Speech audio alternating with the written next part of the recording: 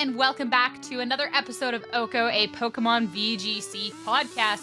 Currently in our third week of this VGC hiatus while we're waiting for World. Not quite, actually, because a lot of news has come out about that, but we'll get to that shortly. I mean, it kind of feels weird when we're out of the regional season, but Joe Brown, how you holding up? Sierra, call this time period Groudon, because we're in a drought right now. You know what I'm saying? No official events for quite some time. I'm very proud of that pun. But I'm doing well. I've been, having some things going on to keep me busy during the days since we don't have Pokemon, getting ready for all the things to come at the end of the month for me and stuff. So it's a busy time for sure in July. I can't ask you, my first thought was Joe Brown, how long have you been working on that joke? But I think last time I said that to one of your jokes on broadcast, somebody wrote a paragraph in the YouTube comments about how I was such a nasty B word to you and what my problem was. And they were so glad that you clapped back and showed me my place. It was a thing. My bad. Wow. But I can't believe you found my alt, I know, right? But I don't understand joke. Whatever, it's fine. But yeah, it seems weird that there hasn't been obviously the regionals, but we've definitely not been short of Pokemon news or things kind of just out there in the community as well. So that's kind of at least been okay. There's been a lot of tours going on. One that we'll talk about a little bit more in depth in just a little bit. For anyone who is looking for a team to use on their tours, drum roll, the OHKO team is finally done. The rental, I'll try and get it up before the podcast go live. Absolutely no promises on that, but if not, it'll be up by the weekend. Yeah, so this is our fourth attempt and third actual successful try of creating a team with the OHKO community. Shoutouts to Sweeper Gouging Fire that we could never actually commit to, but you will not be forgotten. But so first one was the fun Toxic Chain Choice Scarf Pheasantipity team that I used on stream at LAIC to, I don't want, not that the record matters, but I did win 2-0 on stream. No big deal. You did. The second one was the Hisuian Typhlosion team, which of all the teams in the world, it was certainly one of them. It was, that's all I could say about that team, but that's not on us. That is the OHKO Discord voted for Hisuian Typhlosion, not us. So this one was a better one. This was around Lunala, which at the time was a very slept on restricted Pokemon. When we started Regulation G, it was all the way at the bottom. We went back and forth on a lot of different designs, and basically, if you haven't been following in the OHKO team discussion thread, Sierra, our final results of the Lunala team, it's all based around maintaining Shadow Shield and getting Calm Mind boosts. So we have light screen, we have screens from Grimmsnarl, so we take less damage, and of course when you Calm Mind, you can take even less damage on top of the light screens. And then leftovers, the held item, and Rillaboom on the team to set grassy terrain. And so basically the whole plan is, not every game, you don't have to bring those 3 Pokemon and then just Incineroar in the 4th slot, but usually you want to get screens set up so that you can click Calm Mind multiple times with Lunala and then click Moongeist Beam or Terra Fairy Moonblast at +2 or +3 special attack. And it's a pretty fun team.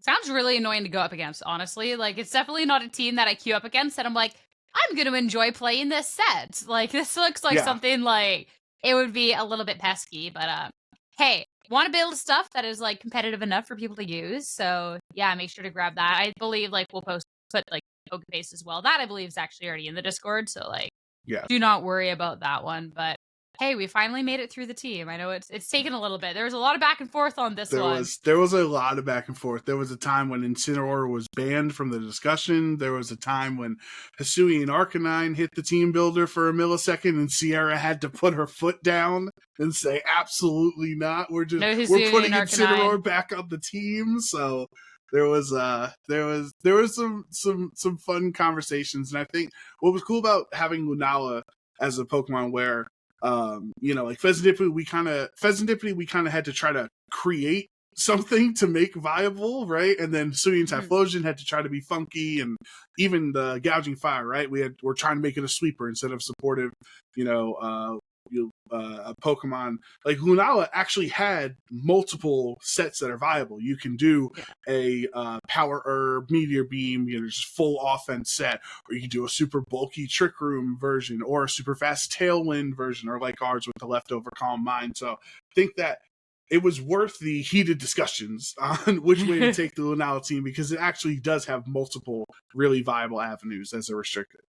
Plus, like, it then goes down to, like, kind of, like, what you prefer as a team builder, because there's definitely a lot of, like, personal preference in how teams are played. So then the fact that there's, like, actually different viable ways of running it, then combined with just, like, preference, like, it was definitely a little bit more of a journey to figure out something that we, like, all agreed on. But, here we go. So yeah, that's available for any tours coming up. But there was one tour that happened over the weekend that people did miss that was actually a pretty good time. And is it time to bring on our special guest for that one?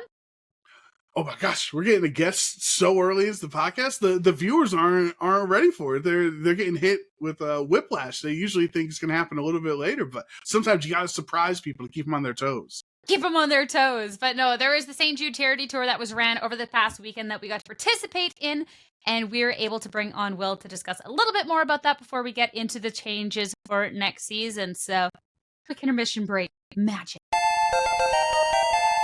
And we are back with the St. Jude charity man himself, Will Ross, every year running the St. Jude's Charity VGC tournament in June, raising over $4,000 this time around. So, Will, thank you so much for joining us here on OHKO. It's an absolute pleasure to have you join the show. Man, I'm just honored to be with two GOATs in this community, and honestly, thank y'all for being commentators and volunteering y'all's time. It meant a lot to me. It meant a lot to St. Jude. I'm just lucky to have had y'all, man, honestly. Super honored to have been involved. So anyone who did not get to catch it this weekend, me and Joe Brown got to open the show, but there was so many wonderful volunteers that dedicated their time to the cause. Everyone coming together. Your dog celebrating in the background. He's going nuts over there. Oh, it's yeah, okay. he's going nuts. Right. They're hot. No. It's like, what's that? That's the timing too of it, right? Yes. Yeah, right. They're like, Dad's on OHKO right now? That's what they're saying. No, don't worry. Everyone here loves us. We're fine. We're fine. Worries. But like, it was so cool to see just how many people like came together, either volunteering their time for the broadcast, participating in the tournament. Like, how do you feel after this? Honestly, I was telling somebody this past Monday, I was on another pod, and I'm so relieved. Like every time, even like last year, I was super nervous. Joe can even tell you, but honestly, it's amazing how I really didn't have to do much. I said, hey guys, I want to do this for St. Jude. Is anyone interested? And the community showed up and showed out, and so many people have the same vision, same heart and love. I just feel just honored. I'm humbled to been able to be a part of something like that, and to even plan to do next year. I'm just excited about it, and I just love this community. I love St. Jude, and I want to keep it going, man. I just want to keep the positivity. I want to keep the love. I think that's what Pokemon is great for. It's like I've said it before. I think this community is better than any other community. I could be biased. Who knows? But I just think we're just a good community, and it just shows what Pokemon community is all about. At the end of the day, I'm relieved and just happy to just be here. Truly.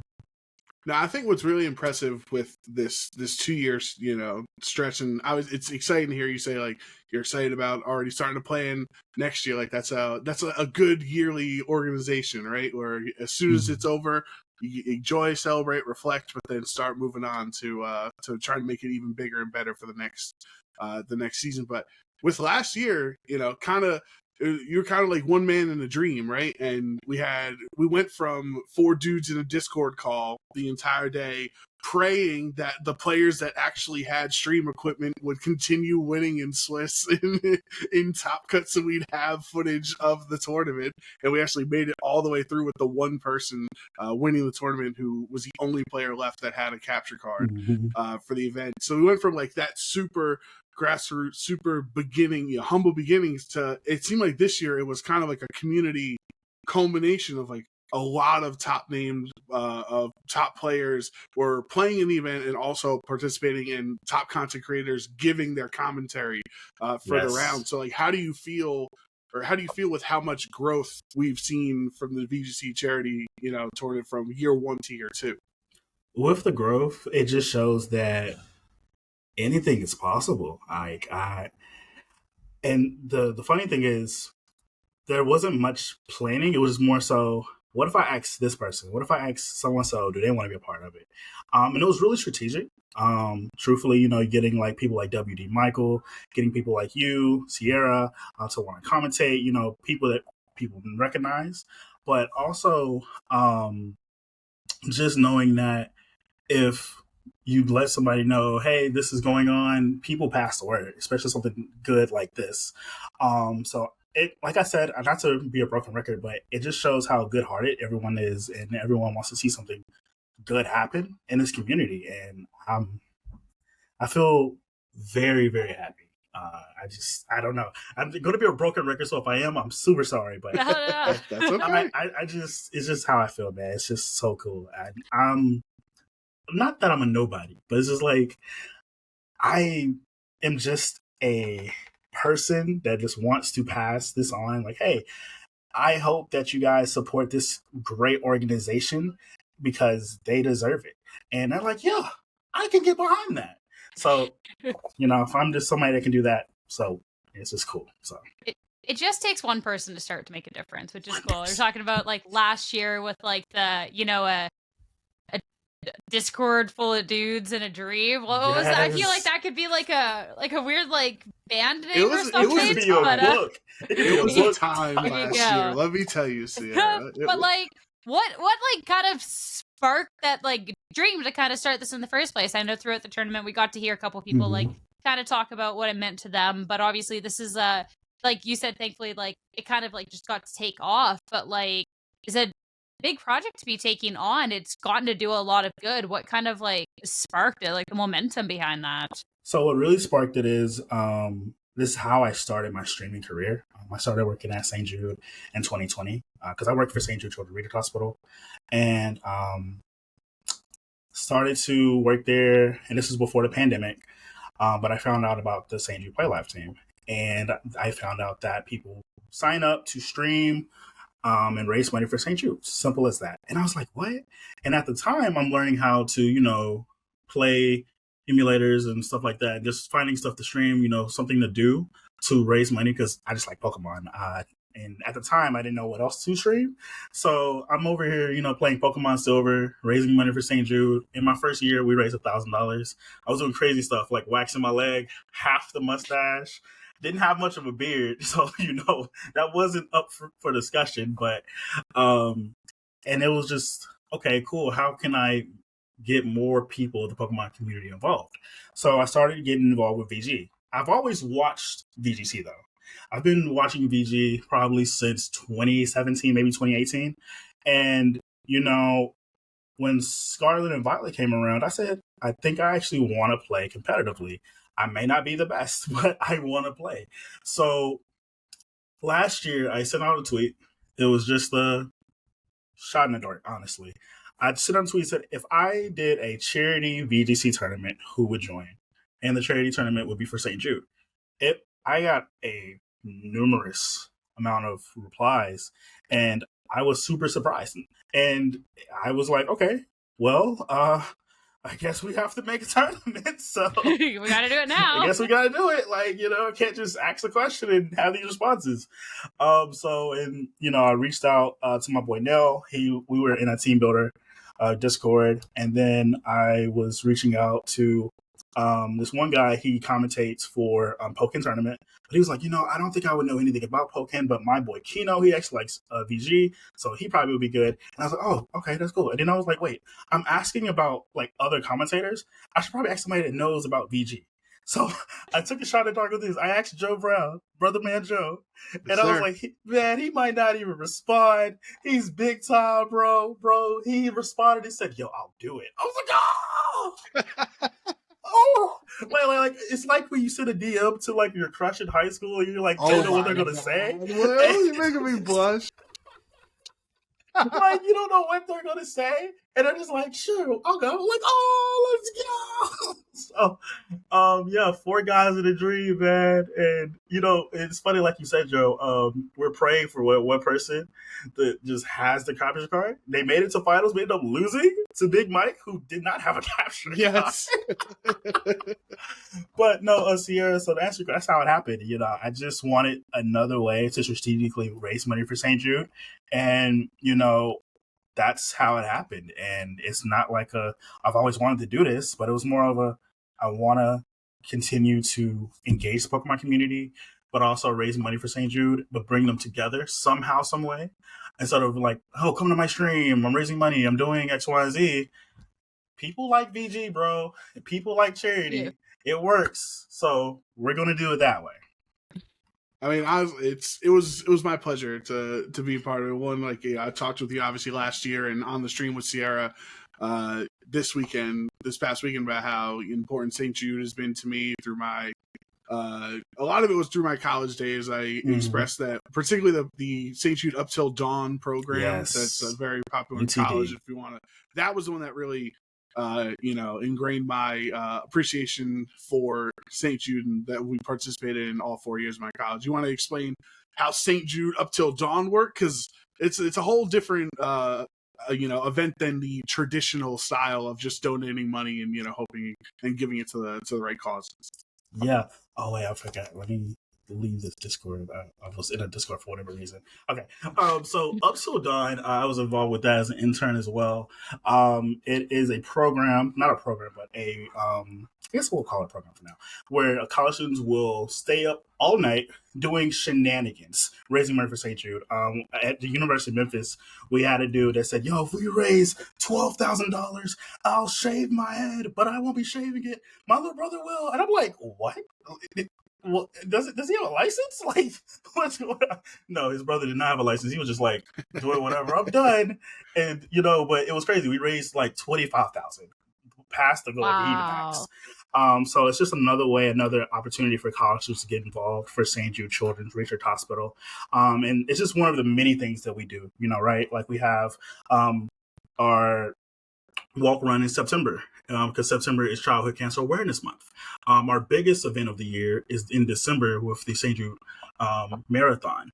Memphis Marathon weekend, where everyone comes to fly out to Memphis and they run in the cold in December, but it doesn't matter because, you're running for a purpose, but you also get to run past the hospital, which is a lot of our St. Jude heroes' favorite part.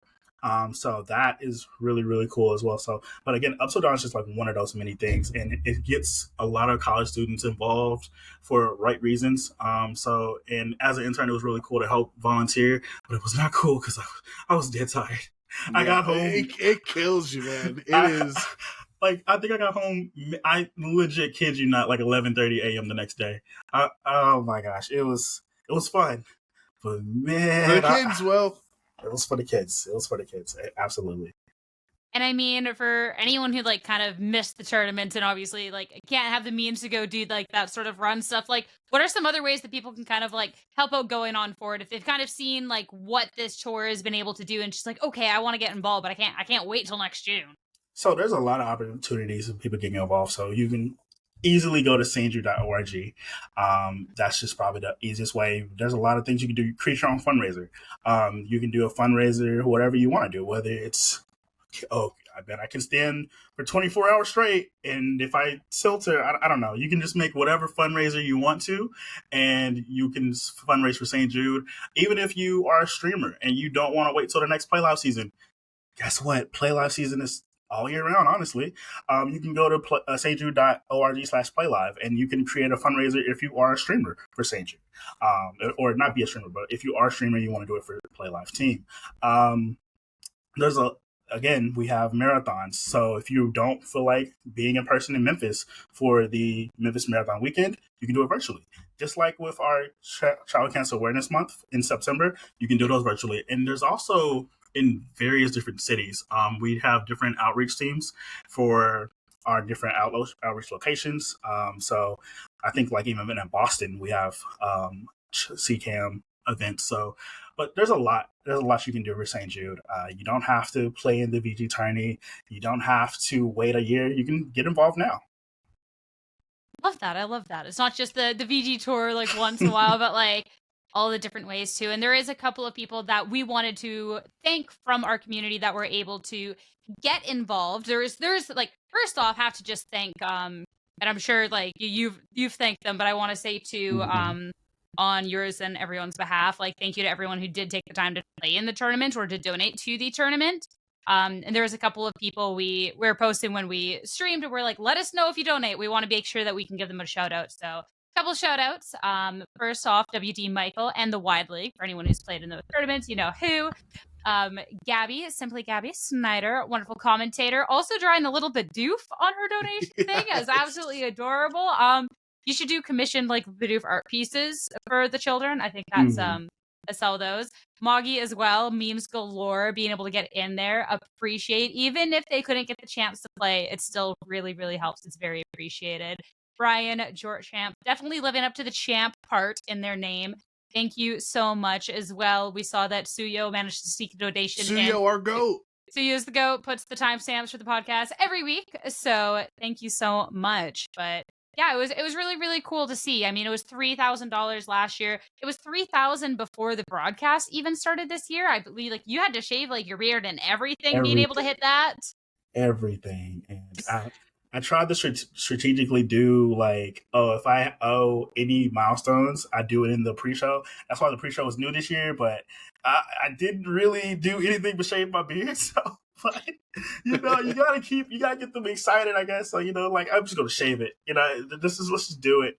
But honestly, again, blown away, broken record, I know, but it's just insane, man. Like the Pokemon community, VG community came together, bro. I had a DM and it was like, yo, honestly, you're doing something good. I'm glad to be a part of it. I would have never known about St. Jude if you didn't even make the tournament. And I'm just crazy, like, man, St. Jude is a household name. It's like McDonald's. How you not know about it? But it just goes to show, bro, like, if you decide to step out there sharing something good, it gets reached to someone else that could reach someone else. So, again, y'all know what I'm going to say. I'm happy to be here. So, hey, it's all good. Also, your girlfriend's the real MVP dealing with this. It was kind of caught in the hot mic after our round, but just to close out this segment last year. So this is just a problem you have to deal with every June.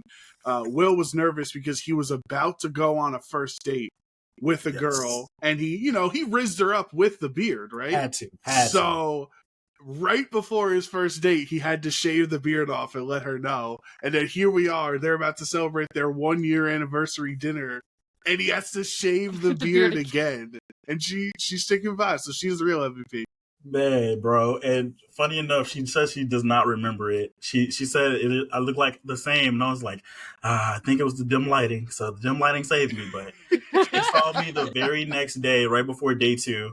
And she was like, I'm hurt, but she shouted me out on Instagram. She was real thankful and really proud of what we did together. But this is a toll on her, guys. I don't know. I don't know. Every June, you have to shave your beard. It is what it is. It is what it is. Like, Sierra, what would you do if like Joe decided to do a charity tournament and he was playing it and he was like, you know what? If I go 0-2 drop, I'm shaving my head. Like, you sticking by him? I mean, yeah, just next time don't lose. Like, I don't know. You know what I mean? Oh my God. I know, of course. It's not like you're out there like, yo, I'm just gonna, like, it's for a good cause. It's for a charity, good cause. So yeah, if someone doesn't understand, like, yo, like you just helped raise $3,000 and like this year $4,000 for a good cause, you don't want to go on that dinner. You'd be the one skipping out on the dinner. So no, absolutely. I'm glad all that worked out. But I know that you gave information on where others could get more information about donating. But anyone who's got to watch your broadcast or interested kind of like in what you're doing, again, thank you so much for coming onto the podcast to talk. But where can people find you? Man, this is weird because I'm such a not a talk about a me person. So I'm on Twitter or X. What are we lining on that? Is it X or Twitter? I don't know. I don't know, man. I don't know anymore. Listen, what you gonna do? iWill the Gamer on Twitter. iWill the Gamer on Instagram. I have a Beacons LinkedIn bio. So you can find me on my YouTube, Twitch. Twitch is iWill the Gamer as well. I'm trying to be strategic on the Discord for St. Jude VGC. I was asking today, would people be interested in a once a month thing, or maybe we just hang out, do some blueberry quests, BBQs, Yep. But I just want to just keep people involved and just keep them involved with this great organization.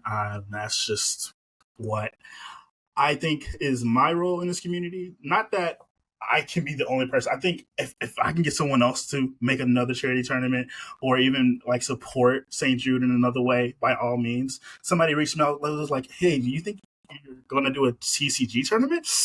Ooh, I don't know about that one, Chief. I don't know nothing about TCG, but I'd be more than happy to help you guys set up a charity tournament for TCG. But I do want to help out and make the way for people to support St. Jude in any way possible. But to answer your original question, because I feel like I'm rambling, I will the gamer on Instagram, I will the gamer on Twitter, Twitch is I will the gamer. I'm also on TikTok. I have a tweet that's blowing up that I made. It was like, who let Kyogre outside? And it's pouring down raining. It has like 600,000 views for whatever reason. Nice. Dang. And Let's go. I also have a series that's like, my girlfriend plays Pokemon for the first time, which is pretty cute. It's adorable. I'm not even going to lie. She loves Grookey. Bringing in the significant other to the hobby. Let's go. But you're apologizing about rambling. It's a podcast. You're tuning in to hear us rambling. Yeah, do not worry. We have had tangents on way silly things, and that isn't a silly thing at all. I'm the one that's yapping and rambling now. But Will, thank you so much again for everything that you've done and coming on the podcast. We're gonna take another quick break before we talk about the circuit changes happening next year. And thank you, Will, for joining us here on OHKO this week. It was an absolute pleasure to be a part of the St. Jude Charity Tournament. But now we have to get back to the main topic of the show here, Sierra, and that is the change to the upcoming 2025 World Championship qualifications and the whole circuit, as a whole. I do want to also say, excuse me, if you hear fireworks going off, we are recording. It's about to be the 4th of July as we're recording. We hope everybody who's watching at home, celebrate your holidays and stuff. But if you hear fireworks, which are literally going off outside of my house, that is the exact reason why. So forget about the fireworks. Let's talk about the Pokemon updates.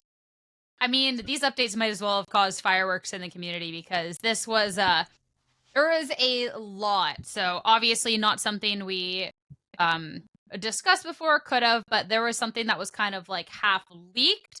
So people knew that a change was coming, and I don't think anyone anticipated it was going to be exactly this big. So the biggest kind of takeaway, like the biggest is it's now a set amount of invites for the World Championships. No longer a championship point bar. You have to be in the top X amount of players of championship points within certain regions. Like, so for NA Masters, for VG, that number is 75. So if you're 76th place, no matter how many points that is, it doesn't cut it for Worlds. Right. And I think some of the contention, obviously, we'll try to have an open and honest discussion, because this is obviously people listening are very, very passionate on both sides of this conversation on, we hear the conversation every May and June, right?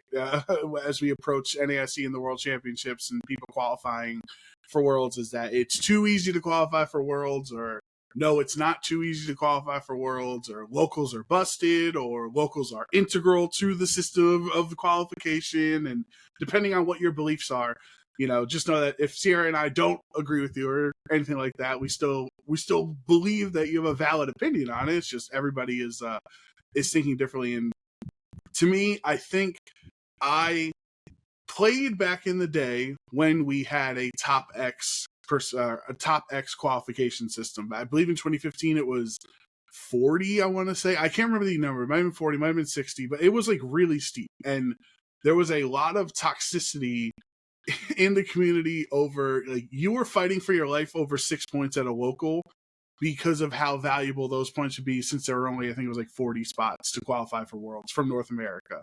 So it bred a lot of rooting against people, like even your friends and stuff. However, what it did create was a sense of the World Championship tournament actually feeling like only the best of the best were able to participate in it, and it didn't feel like a glorified IC that sometimes the later World Championships we've had in recent years have felt like. And if people prefer that type of system, there's nothing wrong with that. But I do like that we have gotten back to a top X qualify. Is the number too low? Maybe, but I like where we're headed in that direction.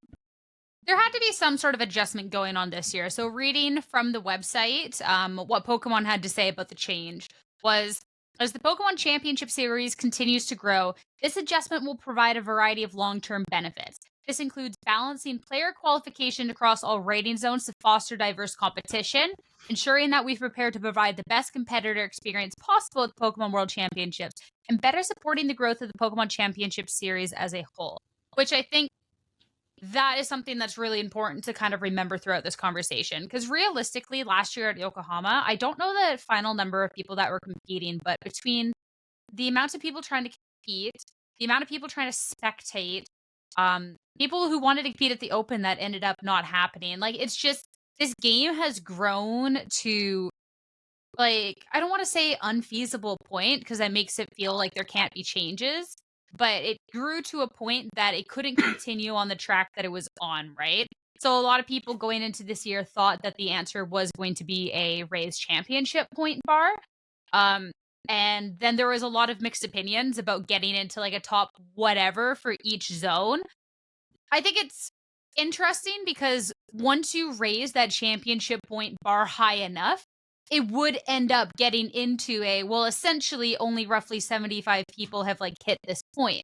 It would only be feasible for roughly 75 people to be hitting these points.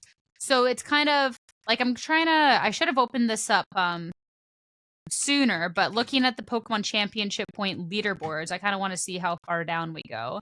So and it was 500 this year, right? For VG? It was 500 points. And so people were kind of anticipating the bar would be maybe 700. Obviously, this number isn't entirely accurate for how a season would have played out, but because like people would get their 500 and then maybe like stop. But for example, we have a top 75 NA for NA off of last season, like our current season. At the 700 championship point bar that people were pushing for, that would have been 46 players. So there is a point at which you raise the championship point bar so high that it wouldn't have been attainable to pass 75 players. So for example, 75th ended up having 623 championship points. So that's something to kind of keep in mind. I do think that there is the potential of like toxicity with the system that you've kind of discussed, but reading on the website stuff like this is how we kind of ensure like a proper amount of people from each zones, to actually have a proper amount of people competing at the tournaments. Like that logic kind of makes sense, because if we're pushing out till NAIC is the last tournament to know how many people for Worlds, there's a lot that can change. And if the game is growing more and more and people are wanting more events and more locals and all of this other stuff, it gets to be in a really weird space if the only answer is, well, like raise the bar, right? So I don't know if necessarily how I feel long term about this solution, but I do appreciate that they're trying to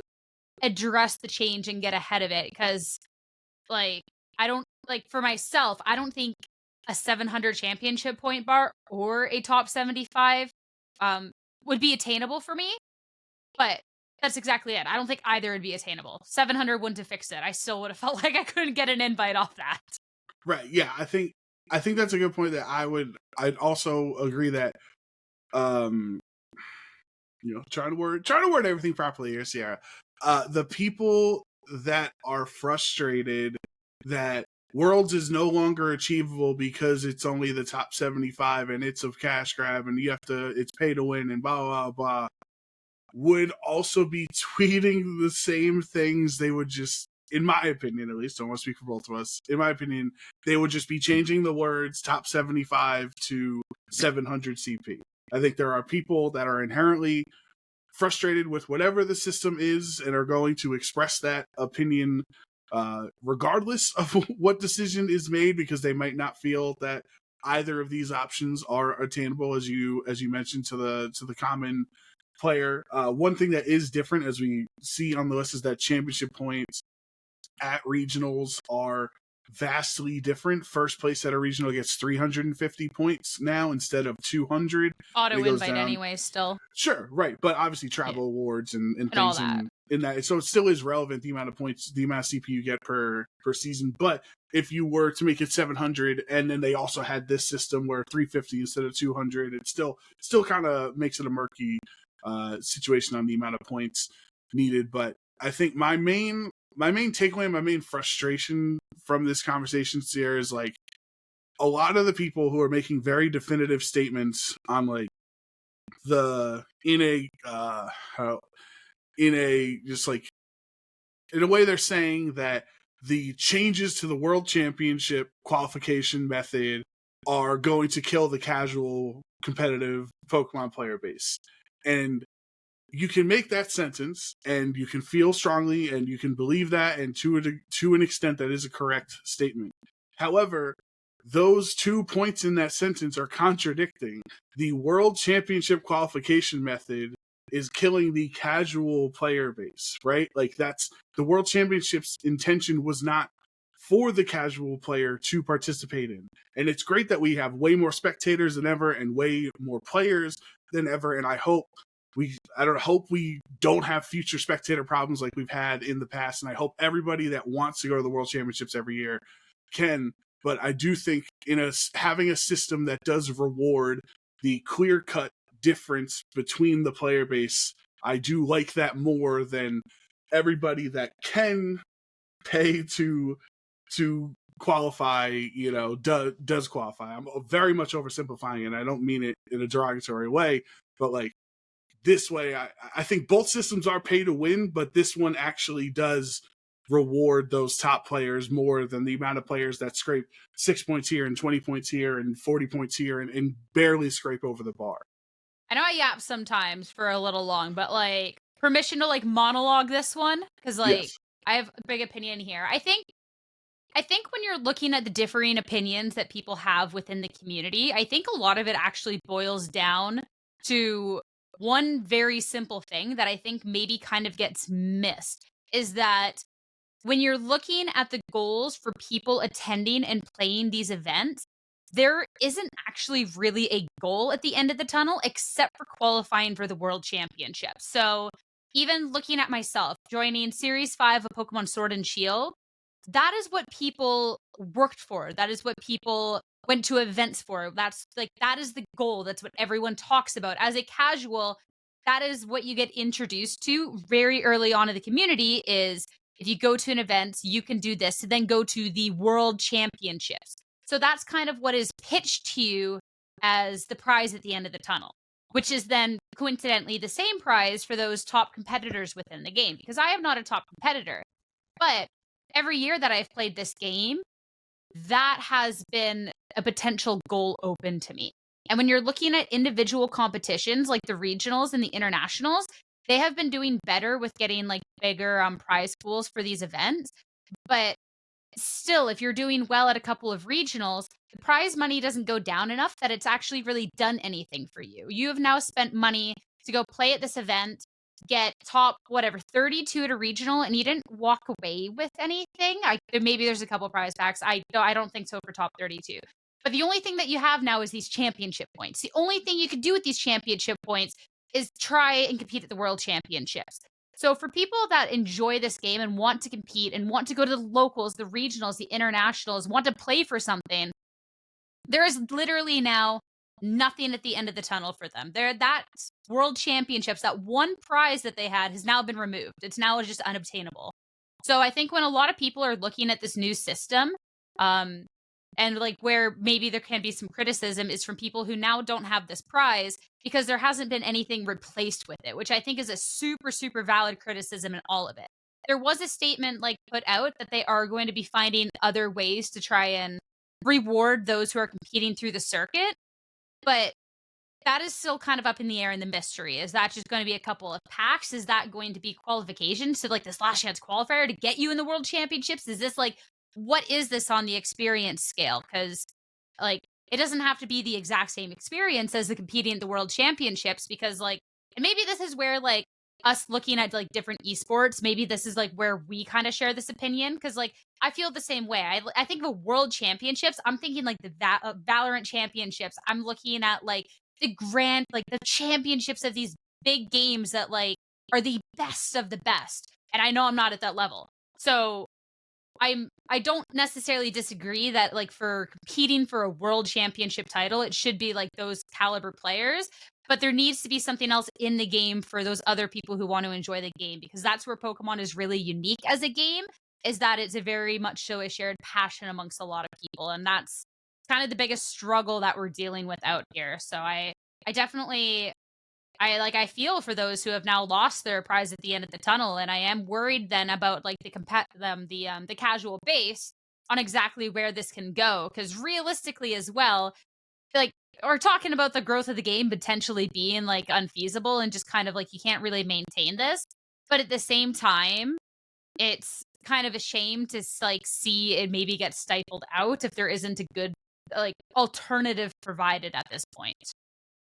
Yeah, I definitely agree with you that it is hurting the casual players, that the carrot at the end of the stick, right, of championship points. And we always make memes on like, oh, VG locals, like we don't know why the stores don't want to run VG events, because you don't even need to give out packs because we're just playing on our Switch. Like we don't need to give out prize support. Like our prize is championship points, right? Like that's what we've been saying in VGC forever. It's like, you don't care about winning a 3DS or winning, 16 packs of. I'd like to win a 3DS actually, but keep going.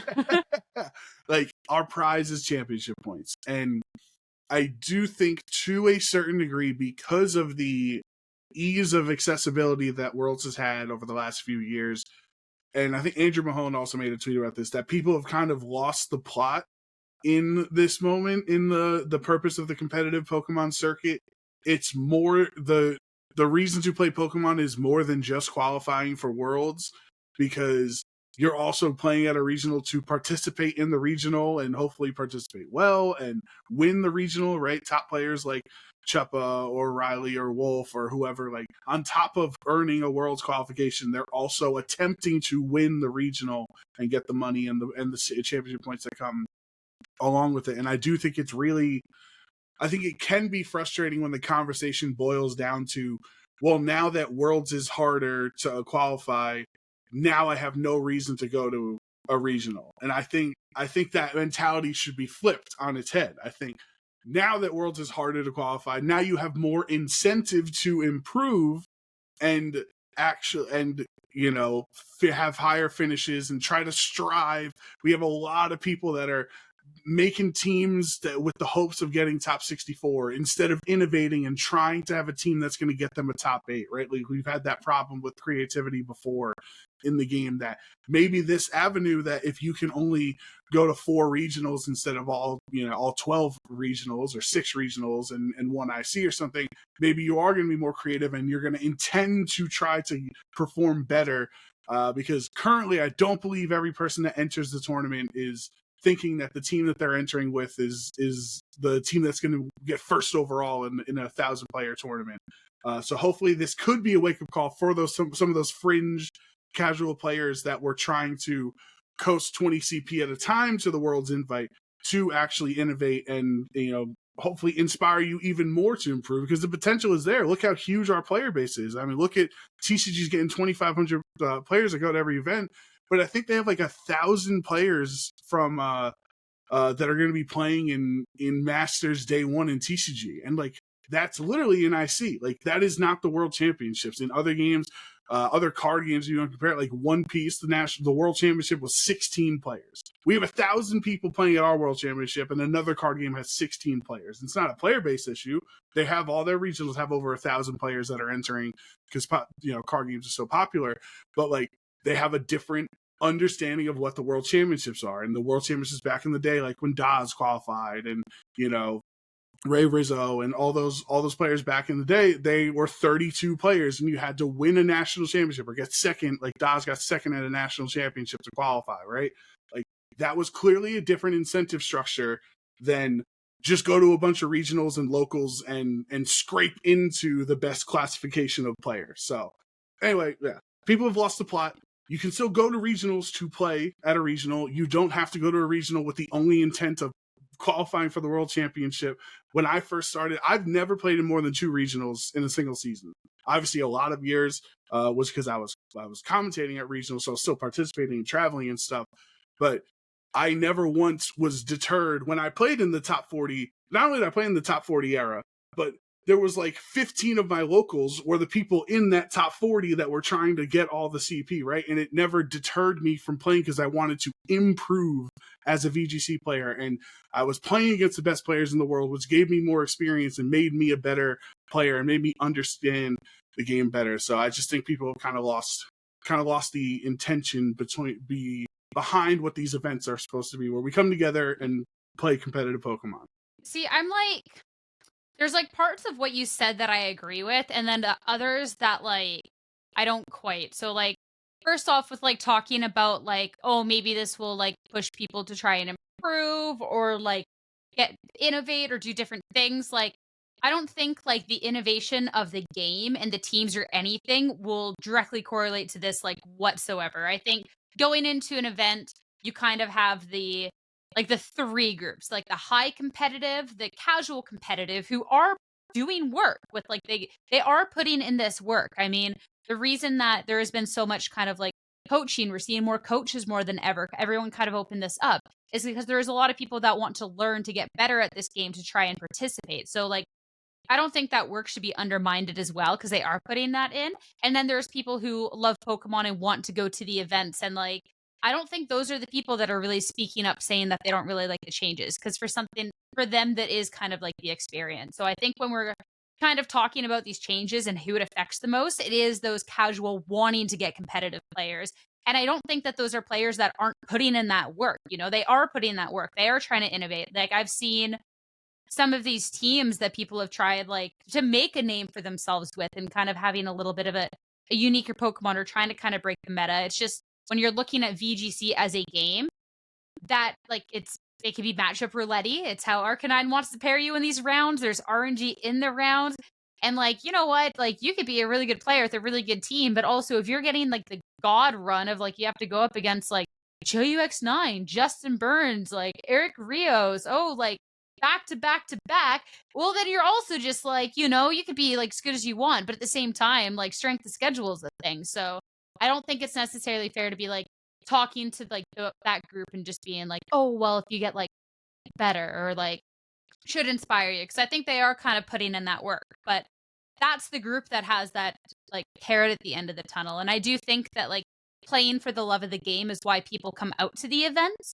But at the same time, I think that there should be legitimate rewards on the line for those who are doing well at those events they're going out to. Like, love of the game is great, but if you get top 32 at a regional, like, you deserve to walk away with a little something. Like, it doesn't have to be much, but like, the way like I'm even thinking about it is like, if I spend $400 on a flight to go an event, I spend $200 on accommodations, I'm sleeping on the floor of a hotel room that's like stuffed with people, whatever, and just eat Subway like $5 footlongs for the weekend. So like, I'm not spending the most amount of money, but at the same time, that's still like $700-800.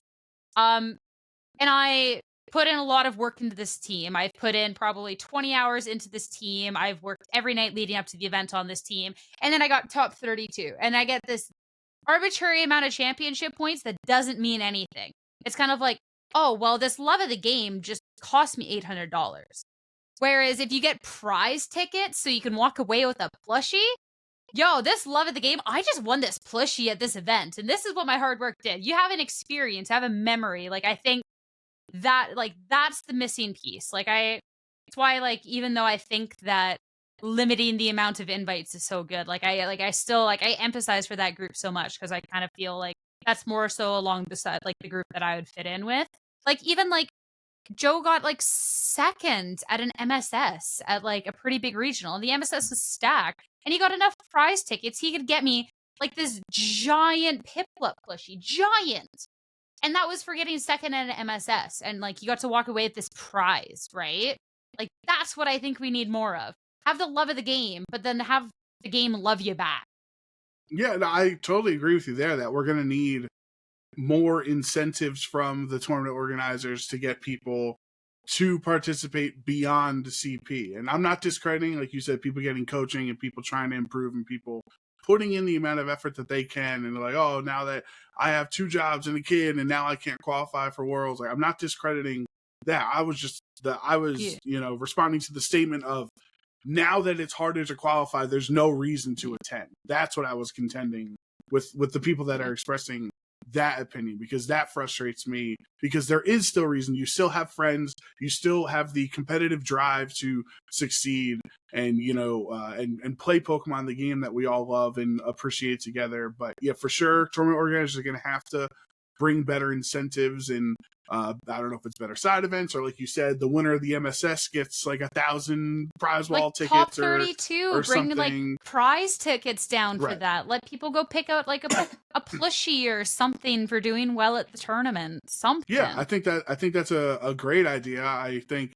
that would be like kind of I don't know, like okay, I'll feel a little better. Sure, I feel bad that I lost in the spot and I only got top 32, but at least I got a cool plush out of it or something. Like it'll help lessen the sting a little bit. But like I guess one of my main points is that the people complaining about the system being pay to win is like, my response would be that both versions are still pay to win, because unfortunately people with extra money will always have that advantage over the other person who does not have the money or the time or the flexibility to attend all the regionals and all the ICs and stuff. So if the CP bar is 500 or 700 or 3,000, or the CP or the top X is only top 10 players or top 30 players or top 500 players, the people with more money will still inherently, unfortunately, have an advantage. So I think people holding that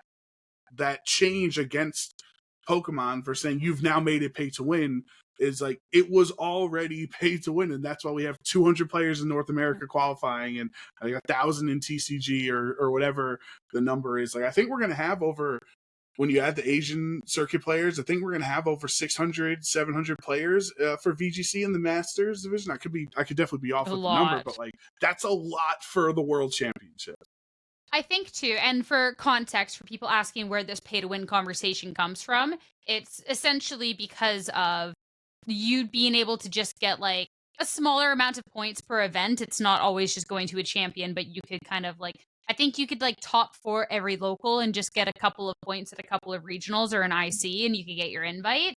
And that going into then the next year, they didn't change that too much. So there is a little bit of a change to the BFLs. I believe it's 3 and 3 for locals. So 3 MSSs rebranded, 3 PCs rebranded.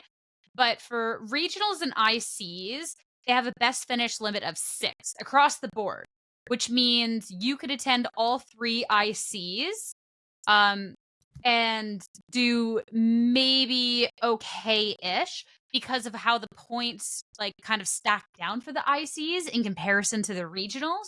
And that could then create a more pay to win system, because top 16 at 4 regionals is nowhere near the points you're going to get from top 16 at 3 ICs.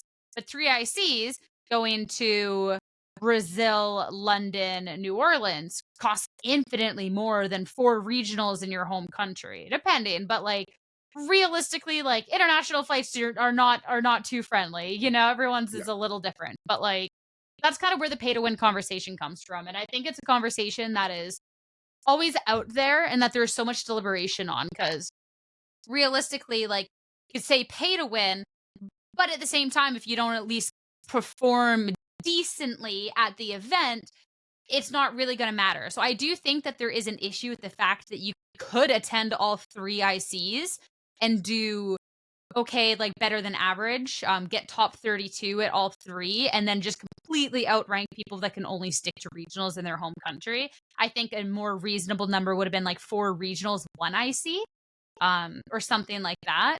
So that is a conversation that has always been around. I definitely, like, that's a tough one, because again, like, I know people that wouldn't be able to go to 1 IC even, or like multiple that are like good at the game, right? So now these people who are good at the game but maybe not good enough to win a regional, like there is the potential, depending on how other people from their region perform, that they could just get completely kind of locked out from a slot because it is now as top 75. So other people's performances do actually directly impact you now. At least when it was pay to win before, the only results that you had to care about was like your finishing number at a regional or an event. Now you have to care about everyone else's because they can bump you out. So like you actually have to care now when somebody goes to an IC and they can knock you out at the 75th spot. So I think that's where the conversation's now a little more prevalent than it was before. And like I think that's just a really inherently frustrating part of the system that I think literally just boils down to like BFL should have been changed, like just a smidge. Yeah, I think most people would agree definitely that we should, even if you're not changing the BFL, that they should be separated, right? Is that like we should have 5 regionals, one best one or best 2, maybe try to force people like to a go to max 2 yeah. ICs. But the issue, I think, from Pokemon's perspective, which we don't know, obviously they don't tell us anything. We found out when everyone else found out, right? Is that like I would imagine, no, we don't have this on record, but I would imagine their system that the reason they combined the kickers is because I do think they want to prioritize the international events over the regional events. I do think they want to incentivize people to, kind of like tennis has 4 major events every year, right? Like the US Open, the French Open, Wimbledon, and the Australian Open. And there are a lot of casual tennis fans that will only view and participate in those 4 major events. There are literally weekly tennis tournaments all across the world that are like on random channels that no one's ever heard of and people don't watch. And if you're not in that city, you're not engaging with it. Or if you're not super hardcore into tennis, you're not participating in it. But everybody turns out for the four big events, which currently Wimbledon is going on. That's why it was in my head. But like, I think Pokemon wants to create that sense of importance behind the now 3 ICs that we have every year and the World Championship. So that's probably why they combined it, because they want to incentivize people to go to the international events, even though it's way more expensive and all the things that you listed. But one thing I would push back on the people that are saying that like, oh, you have to go to all 3 regionals now or you're not going to qualify for Worlds. Like, obviously that's an over-exaggeration.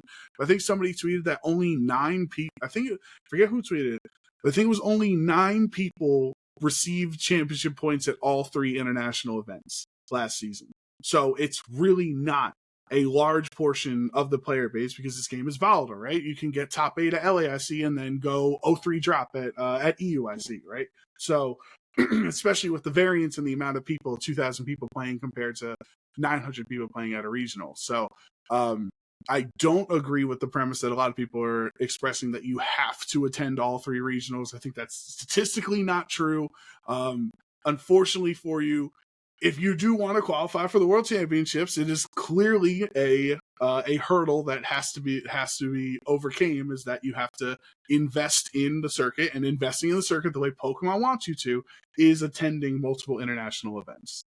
See, that's where I circle around to the issue of pay to win, because it doesn't seem like necessarily the highest skill expression that it could potentially be when you force a lower BFL that then requires higher placements no matter what tier of event you're competing at. That's kind of like my thing about it, where you're looking at such a big point inequality for an IC. And you could argue it's an international, but like right now when we're capping internationals at like the same amount of people as our like just a little bit above our highest like NA person events, that I think starts to be the problem, because at that point it is an international, so it's like that title holds different weight.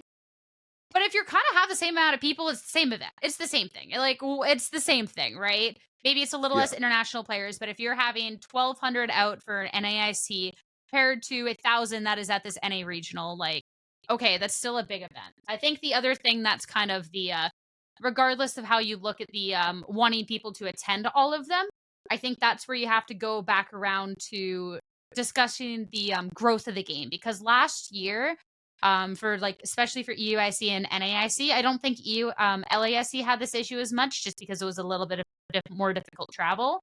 But spots capped. instantly. I Yep. know so many people, and including some top competitors as well, that missed out on an IC that they were wanting to attend because the event capped too fast. And if you're now looking at a premise and like this circuit that like, okay, well, players feel like they have to go to all 3 ICs and they can't get into all 3 ICs, that then starts to like even pull away from just like pay to win to like, okay, it's just a raffle on who gets in. Yep. Right? Like for one of the events, there was like a bunch of us like in a call because a bunch of people had missed the first wave. Like they had tried and they sat at their computer and they missed it. And then they had to wait till like 6 a.m. And they were at 6:00:00. The refresh didn't make it in. Right? So I think when like even if people are like, oh, okay, well, if you got to play the circuit like how they intend, you got to attend these events, you got to attend all 3. Are we going to then have more spots? We're at the same convention centers. Like, how is that going to work then? Because then that's going to be the other concern going into that. Because if they're, and like, I'm sure this is going to be, once we get into like IC time for like UIC and NAIC next season, there is going to be a conversation of, I didn't get my invite because I couldn't make it into this event. It's going to happen at some point. Like, I'm so willing to bet that is going to be something that happens. And that I think is then also a very legitimate concern on all of this. Yeah, I think that's a very fair point. I would agree that the first person that is like, let's say we get to NAIC registration, so sometime in April next year, and they're currently in 67th place in NA, yeah. Right? And then they lose out on the lottery of registering online for NAIC, like that person will rightfully be very frustrated that the just kind of RNG website, internet speed RNG is the only reason that they were not able to register for the event. And I hope they're going to come up with a better system or maybe increase size. Obviously, some of these convention centers, they're just straight up at capacity. It's not like you can just add another room, add another section. Some of our regional venues, we absolutely can do that. You see some of the halls that are just straight up empty that you can expand upon the size on. But these international venues, I don't know if they have much more room to get that much bigger when TCG is at 2,500 players and VG's at 1,000, and like it's just too. We're kind of growing too quickly for our own good in that sense. Yeah. But one of the benefits that I like that we're keeping is that you get the auto worlds qualification for a regional international win, and then IC top 4. I would have liked if that was extended to top 8, but it's not the end of the world. At least I understand that, because then you're at least winning one round in top 8 to earn the auto invite at top 4 at international. So really that 75 number, you'd probably guess is probably closer to 90 NA players instead of 75, because of the amount of regionals and then the amount of North American players that would finish in top 4 in the 3 ICs. So I don't know if that's enough of a pill for the people to swallow that are upset that the number is probably closer to 90 than 75. But I don't know what number would have been enough for top X qualify for them to be satisfied. See, I thought if they were going to do top 4 at an IC that they would have looked at like the finalists for a regional. All things considered, considering the size of regionals, I would have liked to see regionals go to finalists before they ever talk about top 8 for an IC. Not because I don't think top 8 at an IC is deserving, but I think like I'm thinking back to like some of the finals that we've had, and I just think that that would be the change that I make first into it. But I am glad that they kept the auto qualification, because that would have been silly IMO if somebody literally wins a regional and then can't crack into the top 75. Like, so yeah, that's a good change. And that extends out to special events as well. So I know obviously some of the Europe regionals are actually special events. LATAM will have these special events as well. If you win a special event, you auto get your invite. And then something else that has been talked about, I guess like somebody sent in a support ticket to ask, but the circuit, the TPC Tour circuit is a little bit different than ours. They do like their nationals competition that's for Japan, like all the like the Asian circuit. and then they don't work off championship points. That's been something that has been kind of like discussed through the years, etc. Don't want to get too much further into that. But since winning a regional or getting top 4 of an IC is not championship point based necessarily, but an auto invite, if they can win a regional or get top 4, those Asian circuit players can get an auto invite to Worlds off of that, which I think is a step in the right direction for maybe kind of reevaluating their own circuit and kind of bringing it a little bit more similar to ours. Because I definitely don't think we have a perfect system, but the closed team sheet, best of 1 online to then qualify for this, to then, like, I don't think that's a proper system either. Yeah, whatever our system is infinitely more fair and viable than what the Asian circuit has to go through every year, because they're still very much in the old Pokemon system from way back in the day. Yeah. I like that. I hope that this actually does incentivize Asian players to travel more. I know, unfortunately, the easiest place for them to get to is Australia, and Oceania has the least amount of invites, so only 20. Right, the highest likelihood of of invite stealing can occur in the place with the least amount of invites, which I can totally understand Australian players' frustration with that. But I would love if it has other Japanese players or Asian or Korean, whatever part of Asia the players come to EUIC or NAIC, or like maybe they'll come to Sacramento regionals from Korea or something like that, right? Like Jiseok Lee won San Diego the first Scarlet and Violet event. He was Korean, so hopefully this can incentivize those players better. I think the one thing they copied from us was the auto invite for an event. The other thing that I guess we copied from them, Sierra, was these new logos, because these logos look way closer to like the Singapore national events and the Japanese national event, like kind of slick curved Pokeball design than we used to have. And I don't know if our old logos were better or not. That's artistic interpretation, right? I don't think you can't give an objective answer to that. But I did become accustomed to the old logos. Like I felt some nostalgia with the old logos that we had, and these new logos they're just jarring. I'm not used to them yet. Honestly, like I tweeted out that I miss the old logos, and by that I mean I really don't like the new logos. I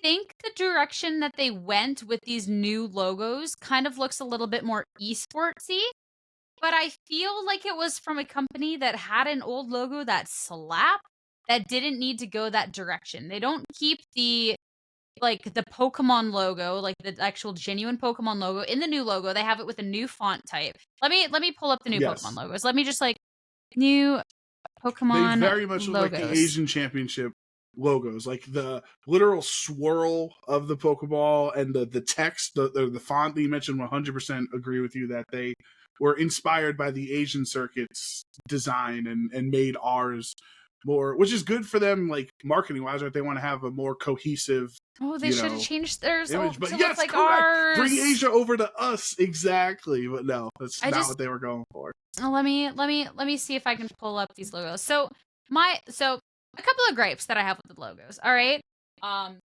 and yeah, as soon as you start talking about it. So first off, the old logos were iconic. The different colors knew exactly what was going on. And they had the Pokemon logo actually in the championship regional North America thing. Whether that was a very purposeful branding reason that they wanted to go away from the logo for maybe changes down the line, okay. But the Pokemon logo, it is so iconic and it popped. Then you have the Pokeball championships, both the logos, I don't know, they look so clean. Looking at these new logos, they went away from the actual Pokemon font for saying Pokemon, and it is just this random esportsy font. Then because the word regional and international are on different parts of the banner, as opposed to the bottom where they could have the checks, basically to make it look more complete, regional is put on a way thicker font than international is, but then that extends down because regional is then the smaller word. that extends down to the actual championships word, which has different spacing and font weight on both of the logos. Then you look at the Pokeballs, they're slanted for each one differently. And it's just, the international one's just way too top heavy because of all the extra words. The more that I look at them, like, the more they just drive me nuts. Like, I don't know. I don't know. I've had a lot more harsh words that I would not repeat. And I won't repeat, but I'm just like, looking at these logos in comparison to the old ones, I think they had a slam dunk. Yeah, and I do not like these new ones. You opened my eyes here because I couldn't put my finger on it about what these new logos were, like why they felt so off compared to the older ones. And it is the font. Like, there's something about that Pokemon super bold, crazy, silly font that we are so accustomed to that felt, very nostalgic and unique to the Pokemon game, where that Pokemon word could literally be CSGO or Super Smash Brothers, or it could be Rainbow Six could be the word instead of Pokemon. Like, there's nothing in that font that signals that this is a fun, quote unquote kids video game. The other thing that I don't like with the swirl and they're trying to put motion and action into the Pokeball being thrown, right? But there was something good about the simplicity of the head-on circle. One, because even a 6-year-old could draw the old regional or MSS or IC logo because it's straight on. That's giving a 6-year-old a lot of credit. I don't know. I'm looking at the logo. I don't think I could have drawn that. It might not be a perfect circle, but I'm saying, like, it'd be way harder for a 6-year-old to draw the swoosh and the, kind of the air circle travel that's going behind the Pokeball in this spot.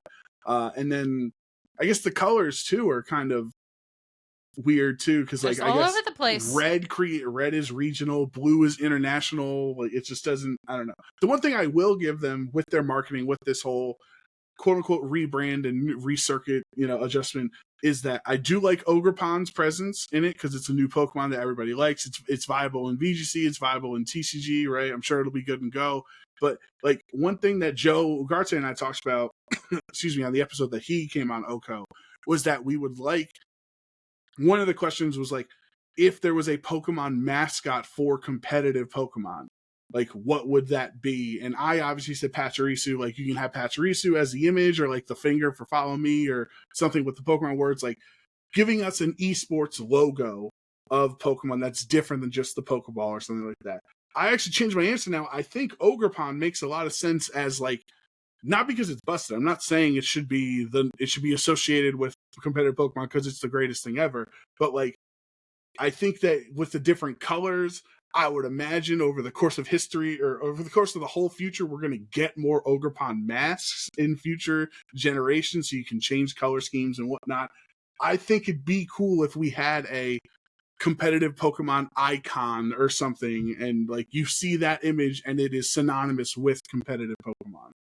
I'm looking with how that graphic is done up in the Ogerpon, and I'm thinking back to every other Pokemon graphic.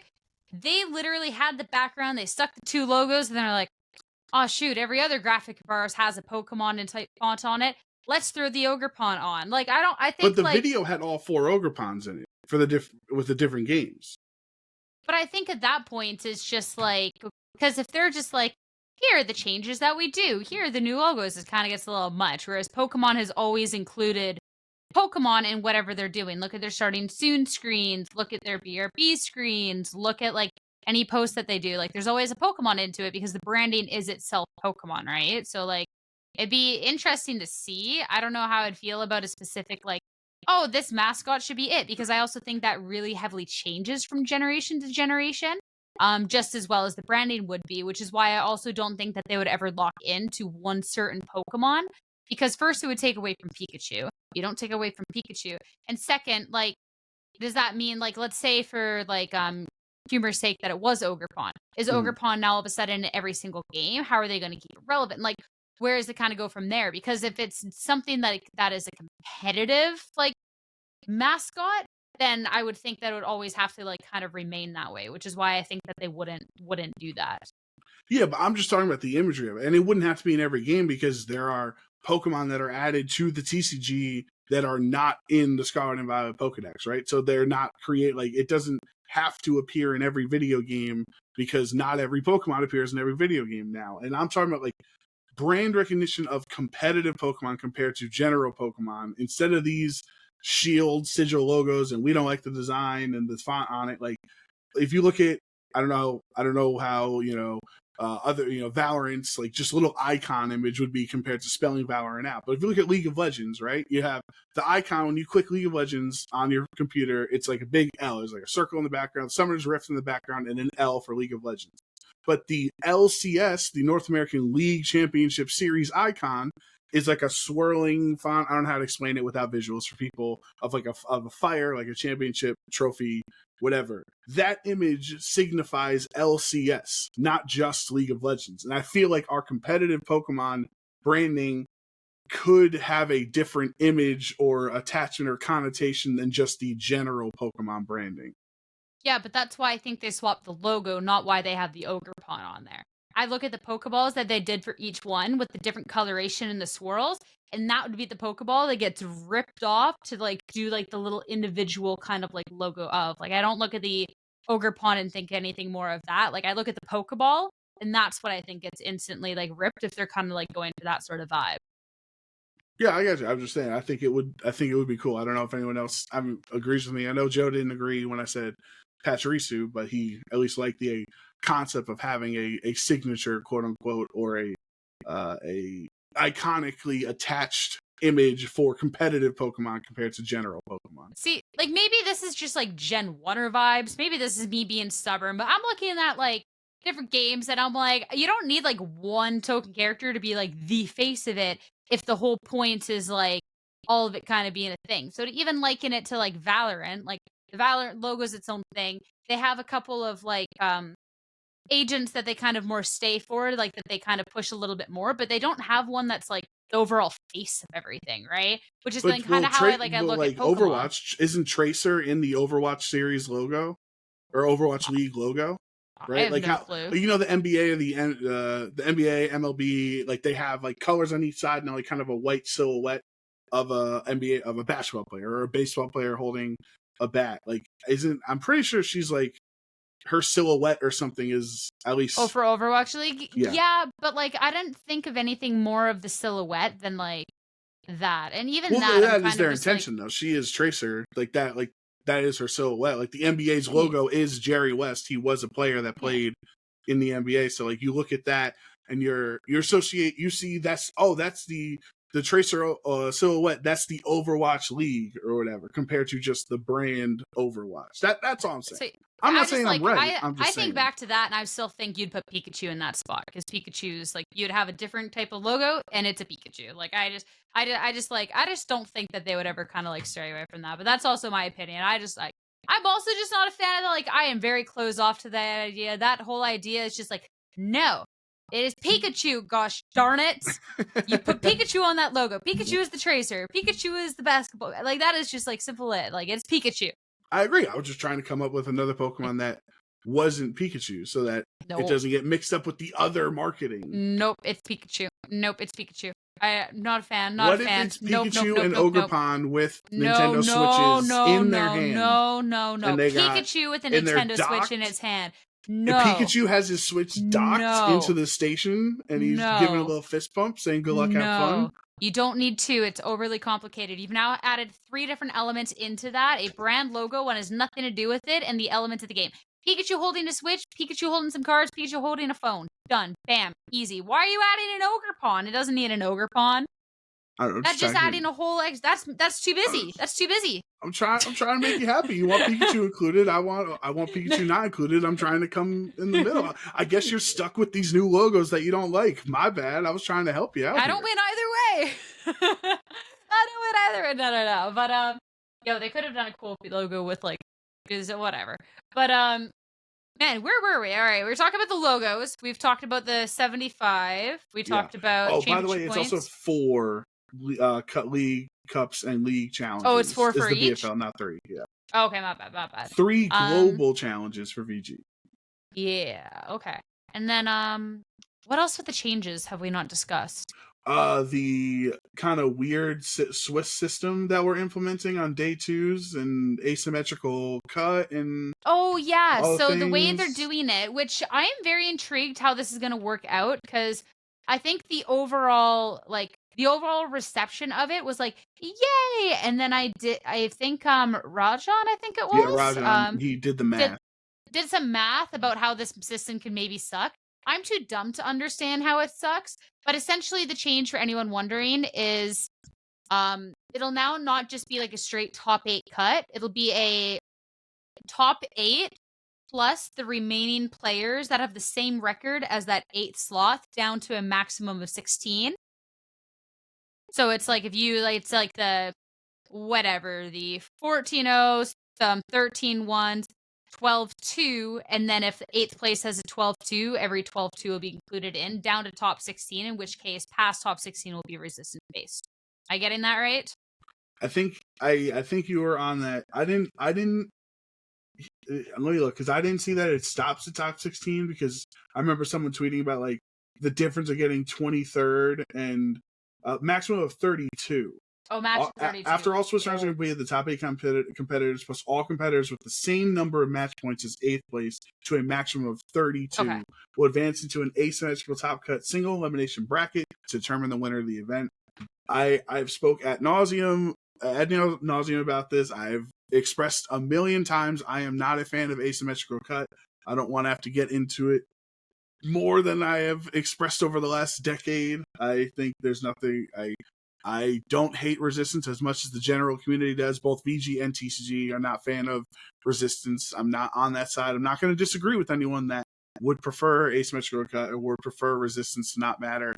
I do think you're trying to get rid of resistance, but because you don't like it, but then now resistance does matter because resistance still matters. Excuse me. I don't want to speak incorrectly here, because your resistance still determines if you have to play that additional asymmetrical cut round to get in compared to other people with the same record. So depending on how the numbers work out, it's a lot of mathematical nonsense going on. But I'm not a fan of asymmetrical cut. The only time I was cool with it was at Worlds, because it was the one time that it slowed the tournament down for an hour and a half as they brought out an Excel sheet to try to figure out who in the 6th place plays the 27th slot and blah, blah, blah, blah. And that was only Worlds. But they had to do something because TCG was getting out of hand, because you were getting like 35 match points and not making cut.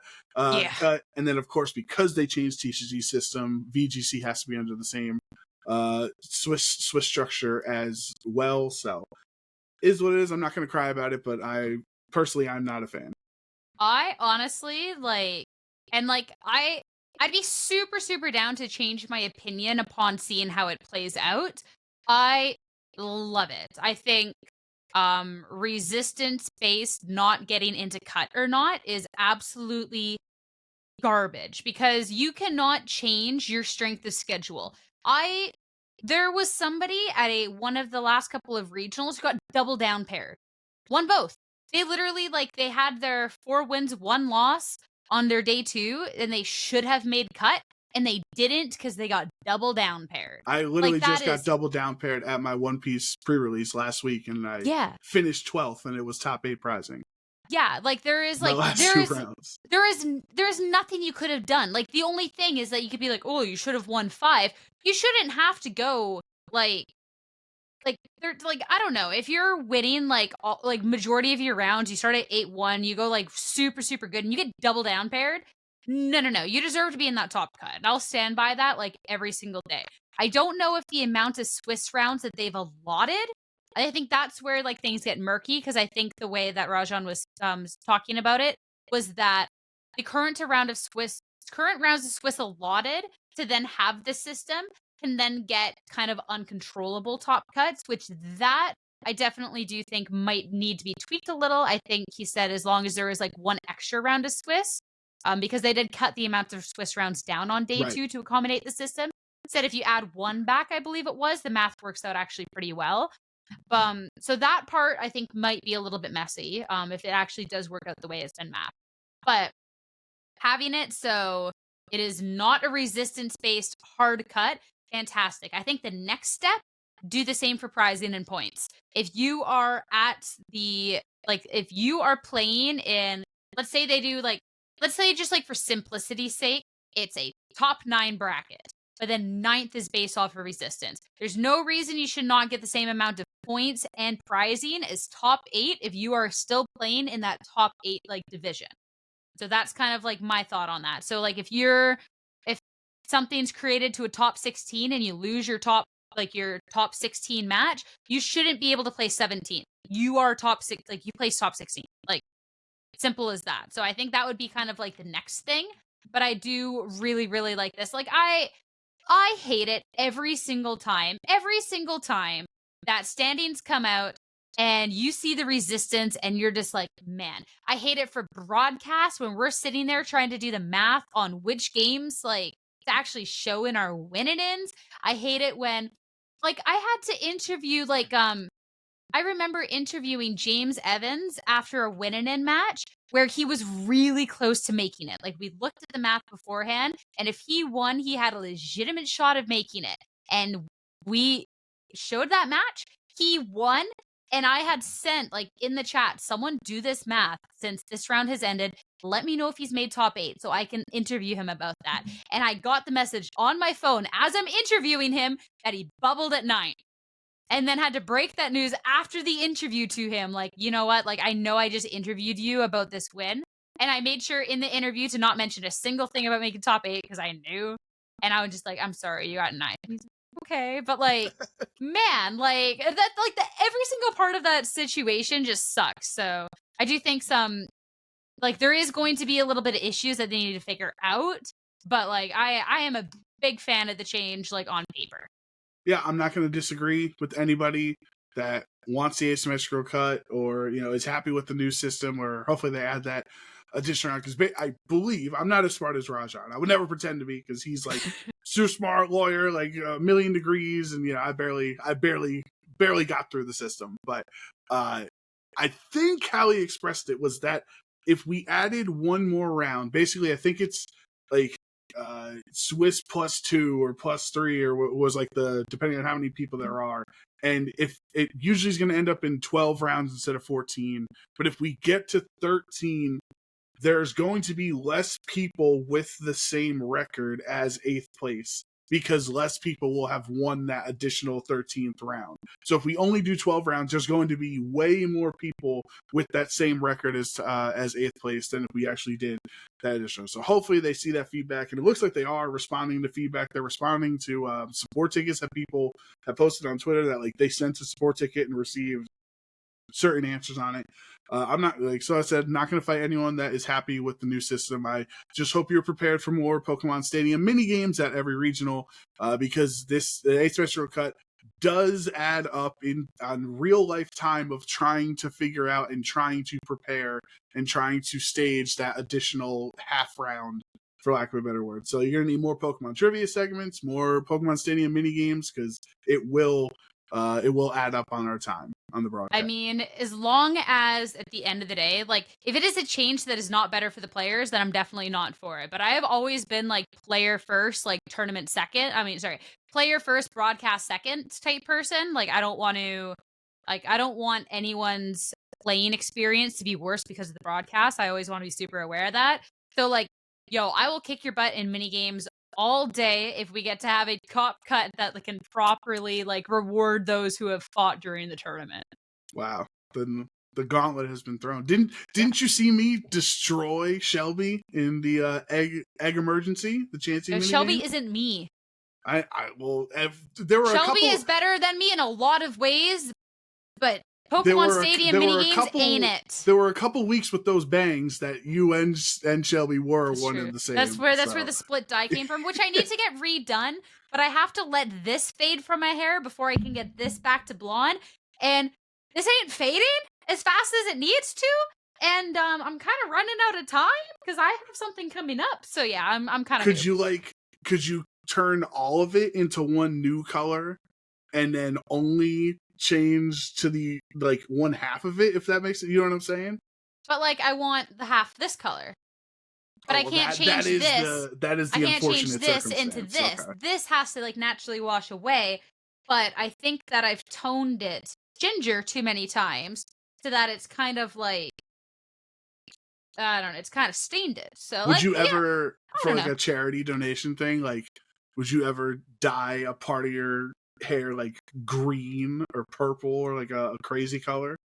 I would have been a lot more like okay with it if like this hasn't stained for as long as it has. Like this is still like, I know the top is kind of funky because like my hair is just like split bad, but this bottom part, I have not hit it with any sort of toner for probably about 2 months. This toner's supposed to wash out in 10 days. That's So I will yeah, I don't know if I'm gonna be how much I'm gonna be messing with different colors if it's gonna be staining like this. So yeah. I've not wanted to message my hairdresser until after it was washed out, and I might have to message the hairdresser being like, haha. So like you need you to work your magic here. Yeah. yeah, like how confident you feel? Because I gotta do some work for you. But yeah, no. Long story short, I will kick your butt in mini games.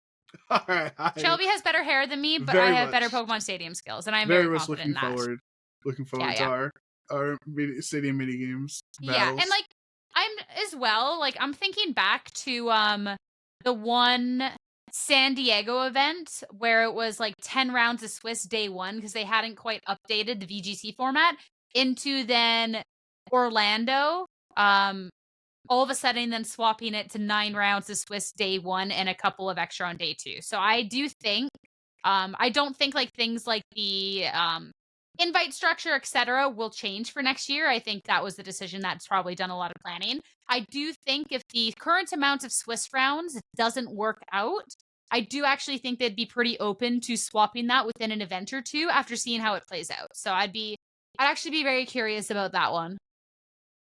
Yeah, that's a good point that they're not just gonna stick with the system the entire, however many regionals and ICs because, well, that's what we said in June. So therefore, that's what we're gonna do September through August. So hopefully, I mean, their like esports team is growing and they're more responsive as we mentioned. So I think, you and I are probably generally more positive in general. Sure, we have problems with some of the decisions they've made on the updates for next season, but we're probably generally speaking positive about the changes, and I think we should give Pokemon the time to continue to grow and change and evolve the circuit because I do believe it is heading in a better direction right now. It'll be interesting to see how it all plays out. I definitely understand where there's a lot of opinions with everyone from different player bases. I do think that we're more aligned on some of the more like this is a good direction because we're more like esports based. So it's like, yeah, like it's a little bit of a different vibe, but like I am curious to see how it all plays out. But I think the last thing to talk about of the news that was all announced is we did get the first few regional locations for the year. That's right. Including IC dates throughout the year and location, which we're again at the Expo Center Norte, which actually this is super just kind of like weird to know, but at last year I had to do the opening ceremony for Brazil, in which case I had to speak a little bit of Portuguese, and I actually had today hello in Portuguese, Spanish, and English, which was not my script writing, and people got really mad because I said Spanish, despite the fact that they're obviously trying to appease to like the other Latin American countries that speak Spanish. Yeah. So I got hate over this. Like, that was silly. They wrote the script, not me. But I remember sitting there because I had to say the name of the convention center and the hall that we were in for the convention center. Norte. And I had to then have that memorized and could say that for on stage. And I could not for the life of me. I sat there for 2 days going over this line over and over. And Pablo was trying to help me. And we just sat there going over the line. And this year, instead of the Pavid, and I'm gonna whiff it every single time I pronounce it. Well, yeah, you don't have the pressure to say it now. Instead of being at the Expo Center Norte, Pavilião Amarelo, which is where we were at last year, we were at now this year the Expo Center Norte Pavilion Azul. And I know that because I had to have last year's memorized, and I worked on it for 2 days. So we're at technically a different hall. Yeah, we changed colors. Why does that matter whatsoever? It doesn't. But it was my biggest takeaway when I was like, we're at the same place. Wait a second. Different hall. But yeah, that's... Maybe it's a bigger hall this time, right? Because LASC does cap out. And maybe this hall has air conditioning compared to the other one. Wouldn't that be cool? That actually, if it is like different halls so they can have a bigger event, like, maybe we're onto something. They're like, we're hoping nobody would figure this one out, but little did they know. OHKO cracked the code. OHKO cracked the code. But it'll be the same convention center for LASC, EUIC, and NAIC as it was in the last year. I know there is definitely, as with every year, there always hope that they'll go away from the XL Center in London. I'd love to go to Germany for that. I'd love to do Frankfurt, but I actually really enjoyed last EUIC I went to. I actually really liked the Expo Center, other than the fact that it's too long to walk through, and I really liked that area. So, like, I'm really okay with it, but I'm probably on the minority here. I've only went the one time with World, so I can't gauge too hard. I mean, I got lost beyond belief trying to get there after leaving the airport, and it was like a 40-minute ride to get over to that section of that part sucks. That part definitely really sucks. I don't know if there's a better solution to that. Maybe this time I'll have like Daz actually print out the directions instead of like telling me, like texting me on Discord and then my internet not working and not being able to see. I just Ubered, and then it was nice because like, then on the way $200. Mine wasn't quite that much, but it was a lot. But I Ubered there, and then on the way back, because they obviously have like shuttles and stuff for their employees. So if you have a time at the same time as a couple of the contractors, you can get it on their shuttle. So I got a shuttle on the way back, so I was good. There you go. That works out. Yeah. Now there's that. Hopefully we can. You and I missed out on New Orleans last year, so hopefully we can go next season. But for the regional circuit, we have 4 North American ones. Obviously, it's a whole bunch. All the regionals in the first half of the year are announced, but we have Baltimore September 13th through 15th. Kentucky International Convention Center 11th through 13th. So Kentucky regionals is really cool in Louisville. Then we have Sacramento. Where was that one? I missed that. Hold on. It's Safe Credit. It doesn't say it in the name. It's Safe Credit Union Convention Center. Yep, November 22nd to 24th, the week after LAIC, because Pokemon continues to love putting regionals the week after international events, and I'm sure the production team really appreciates that. So that's Sacramento in November, and then December, where we are going to be freezing our absolute butts off at the Metro Toronto Convention Center, December 13th. Also, different place than it has been the past Torontos. Oh, okay. Yeah, the convention center is where they've done like Fan Expo, Anime North, stuff like that. So that is obviously it's always hall dependent.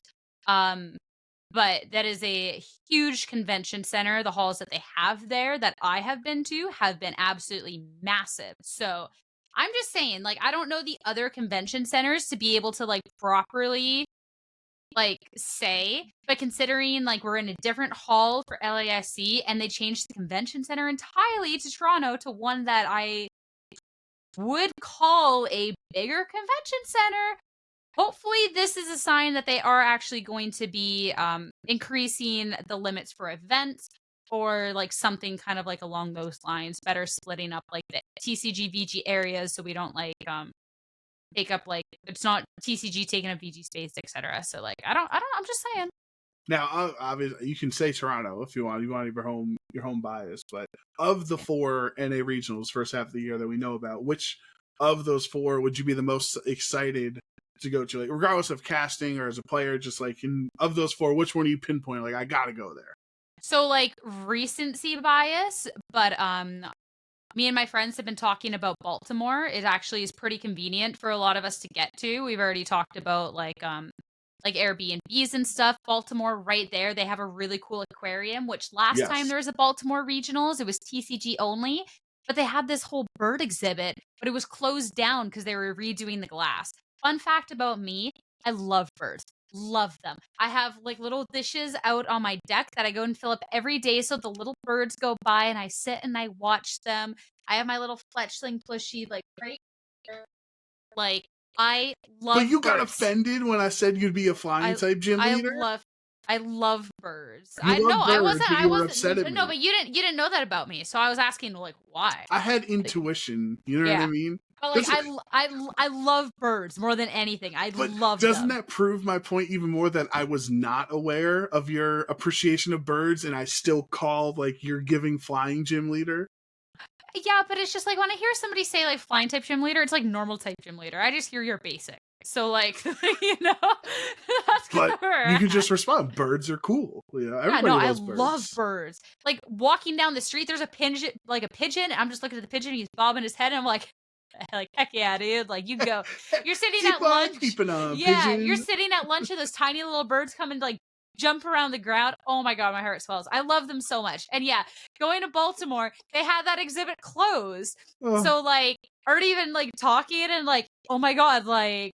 And Joe, like, we gotta go to the birds. We gotta go see the birds. So, like, I'm super pumped for that one. Also, like, Baltimore, it just, like, the convention center was right there. My hotel was right there.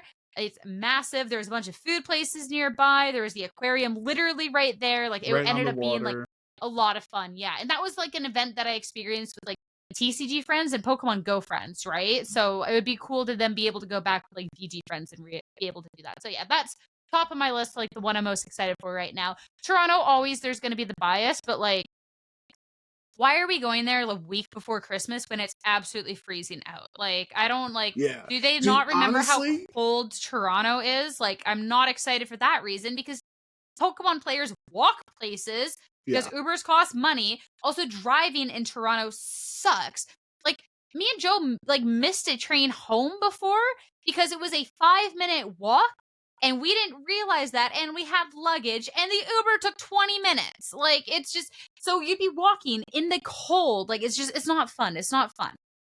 I know. That's why I'm really bummed that San Antonio is not the pre-Christmas regional again, because, like, last year, like, you weren't there, right? In San Antonio? No. I was also in Texas at the same time. That's right. You were doing something else. The vibes were immaculate. In Christmas time in San Antonio, it's like 67 degrees. You don't need a jacket. We're right on the waterfront and the Christmas lights, and mariachi bands are singing Christmas songs at us at dinner. Like, that's what I want. San Antonio was such a vibe at Christmas time that I'm so bummed out. You know, obviously I like Toronto. I've been a couple times, so I'll still enjoy it.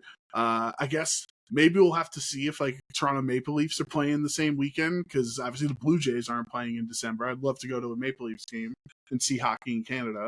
But for me, I've never been to Kentucky, but I think I'd be the most excited. Like, that seems like that's a new location. I've been to Baltimore a million times in my life, so I'm most excited that if I get the chance to go to Kentucky. I don't even know where Kentucky is. Like, no, you're genuinely probably pretty vertically close to Kentucky, like or like on the same vertical line. You know what I mean? Like, so it'd probably be a straight shot for you. I don't even know what's like I don't know. There's Michigan, like, and then Ohio, and then like I genuinely no clue. I think Kentucky. Oh my god, people are gonna get mad at me for not knowing. Is it above Tennessee? Is it? I don't know where that is either. Right? I know it's like the west of West Virginia. Don't know where that is. All of it's just kind of like muddled. You want to like, guess where West Virginia is? You want to take a guess? I'm assuming west. No. I think isn't it not west, because like isn't like the state's okay, done? But isn't like west? everything like the Midwest? And okay, it's like, wait. oh, Michigan's Midwest. Where is that west in the states? That is absolutely not west. That's like Mid-East. Okay, hold on. We don't have enough time for the history analogy to explain to you why the Midwest is on the eastern half of the country.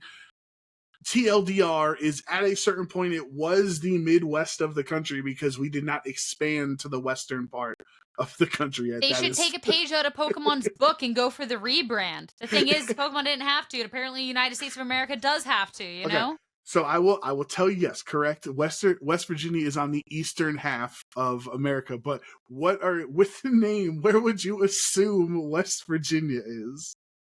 Like west of East Virginia? Like, I don't know. It's not called East Virginia. But you are correct. Congratulations, Sarah. West Virginia is, in fact, west of the state of Virginia. Also, why are Americans so obsessed with the West? You have a West Virginia and a Midwest, but nothing's the East? It's crazy. Continue. Oh, my God. Yeah.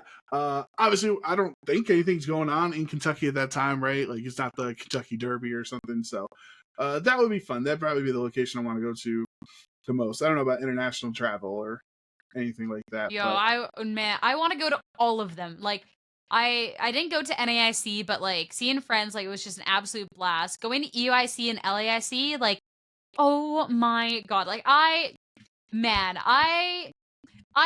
was so totally okay with not getting NAIC because I was like, yeah, I got to go to LAIC and EUIC. Like, you know what? This was fair. I am going to bawl my eyes out if LAIC emails come out and I don't get one. I'm going to cry. I'll be totally understand. We have a wonderful team. But oh my gosh, LAIC and EUIC was so much fun. And I would happily give up NAIC again in a heartbeat to be able to cast those other two events. So like, I just go to NAIC and hang out and compete. Like, I don't know. But like, man, like, I know it's like I don't know what NAIC truly was, so I can't really say. But like, man, I just... EUIC and LAIC. I mean, I'm on the opposite. I would very much just because I championed the New Orleans Pokemon. Like, you have to. You have to the brand. Yeah, I have to go to New Orleans next year. No ifs, ands, or buts. But okay, close your eyes here. Imagine Michigan, okay? We're going to get you Kentucky. That's why I said you're on the same vertical line. You go down, and Ohio is below Michigan, right? Yeah. Below that is Kentucky. So you have pretty much a straight shot from either Toronto or Detroit. You're just going horizontal or vertically straight down for I don't know how many hours. That's not too bad. Can drive there. Stop at Raising Cane's in Ohio on the way. Yeah, and then you know what is east of Kentucky? West Virginia. There you go. You're getting it. You're picking up on it. Man, I meant to say a dumb joke and say West Kentucky, but I screwed up my own joke and just said the one that was actually right. You just said the right answer. That's crazy, man. All right. Yeah. That does it for our geography lesson of the day, Sierra. I think we move on to our question of the week. Yeah, I think that does it for a lot of the things we discussed in this episode. If there's anything too as well that like you guys are wondering about with the changes, because I know we're kind of like all over the places with it. If there's anything else about the changes that you would like to know, whether there's anything like more so about a certain opinion that we've expressed, feel free to like ask us, and it's something that we might be able to answer, be able to clarify in a later episode. But now for our proper question of the week. All right, so this week's question is coming from MJ, which I think they recently just had a question of the week. So shout outs to them. Everyone else asked better questions next week, so they don't get it again. All right, the question is, if you weren't casters / commentators, what would you be doing right now, or what would you have liked to do instead? So I guess if you weren't a caster as a career, what career would you have pursued? So I'll give two different answers for this for obvious reasons after the first one. But before I was a caster for Pokemon, I was a content creator doing Pokemon content. So that's how I got picked up into commentary, is they saw my YouTube stuff, even though I didn't really know VGC They saw you beat Wolf Glick. Yeah, they saw I beat Wolf Glick, and they're like, bring her on.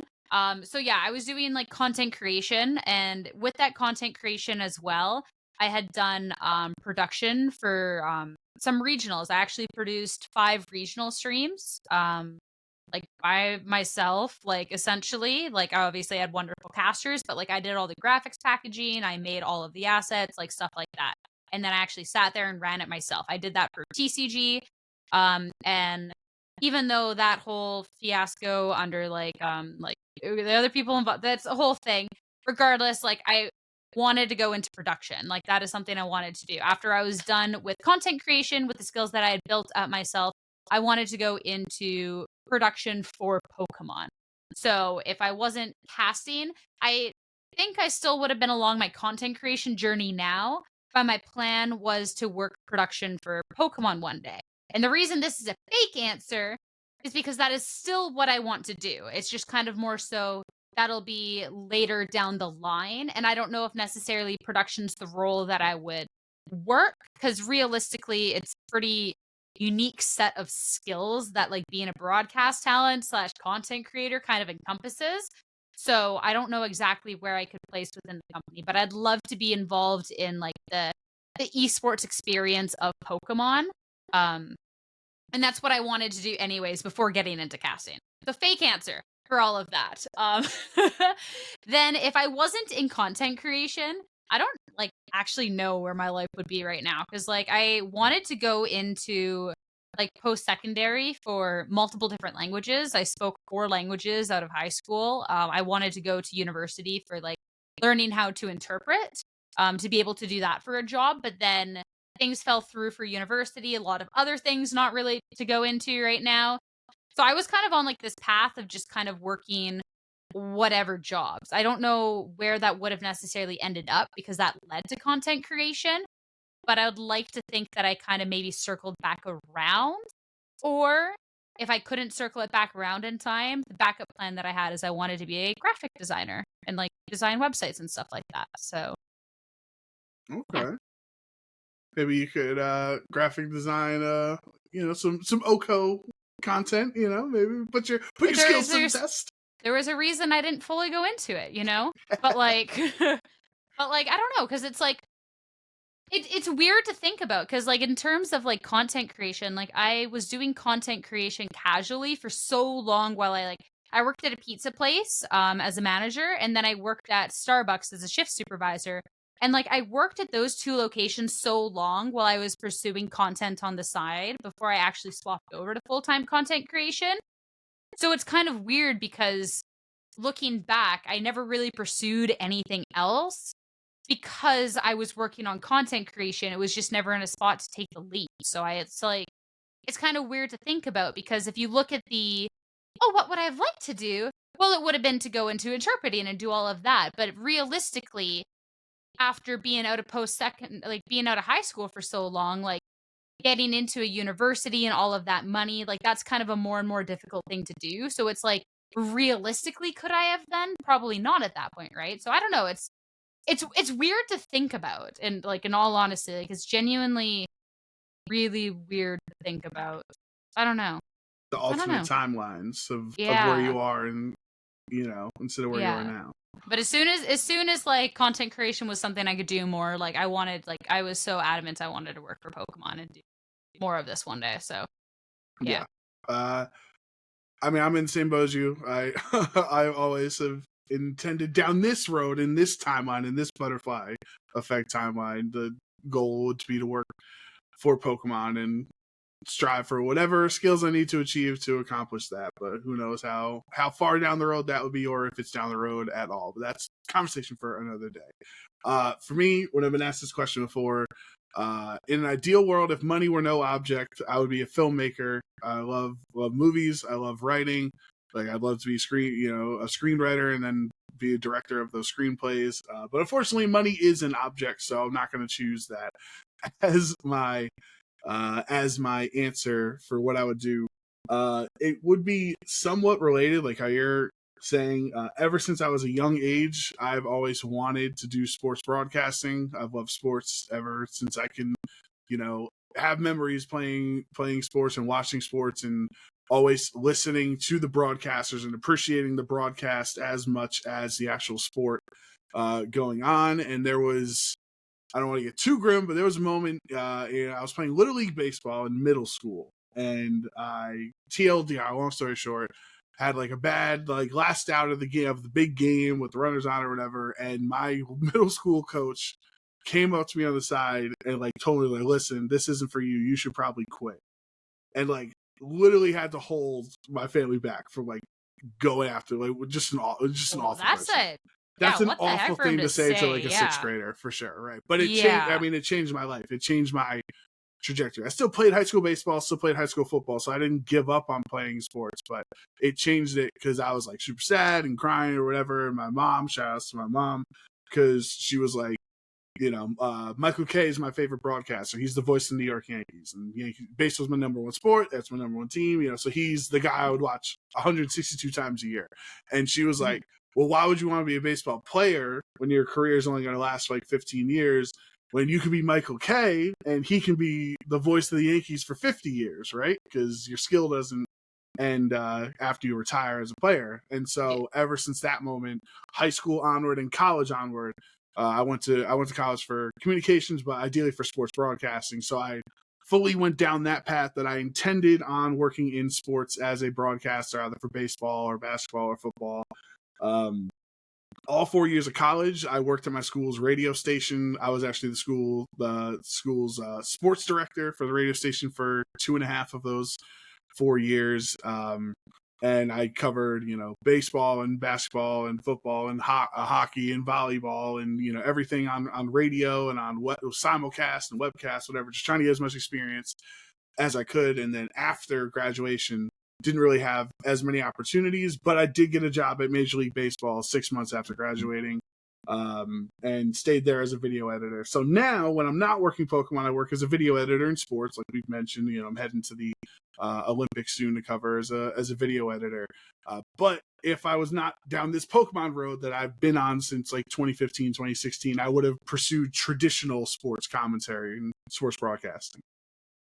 Sure, learning the lore today. Also, like I still can't believe, like good thing like it happened for obviously, you know, like the plan, but I'm just like, yo, to a sixth grader, like, I'll never forget that day in my life. Yeah, it was like, unbelievable that he said that to a sixth grader.